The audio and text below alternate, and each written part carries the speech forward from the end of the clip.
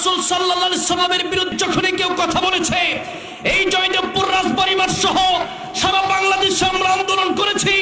আমরা দেখিয়েছি আমাদেরকে অনেক সময় মানুষ গালি দেয়, আমরা কিচ্ছু বলি না, কিন্তু আল্লাহর নবীর বিরুদ্ধে যখন কথা বলবে আমরা সহ্য করব না। মুসলমান ঠিক কিনা?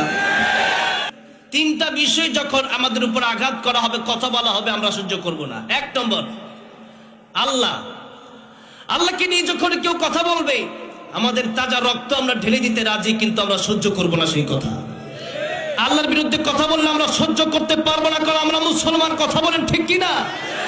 আল্লাহ রাসূল সাল্লাল্লাহু আলাইহি সাল্লামের বিরুদ্ধে যখন কেউ কথা বলেছে, এই জয়দেবপুর রাজবাড়িমাঠ সহ সারা বাংলাদেশে আমরা আন্দোলন করেছি।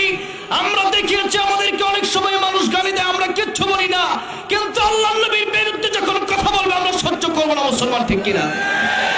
ঠিক তেমনি ভাবে আমাদেরকে অনেকেই বলে, উলামায়ে কেরাম যারা, তারা নাকি শুধু কোরআন নিয়ে পড়ে থাকে, দেশের ভালোবাসা তাদের ভিতরে নাই।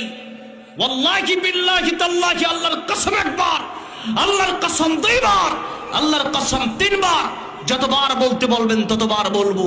এই দেশের মাটির উপর যদি কেউ আঘাত করতে চায়, আমরা এই দেশের জন্য আমরা জীবন দিতে পারি।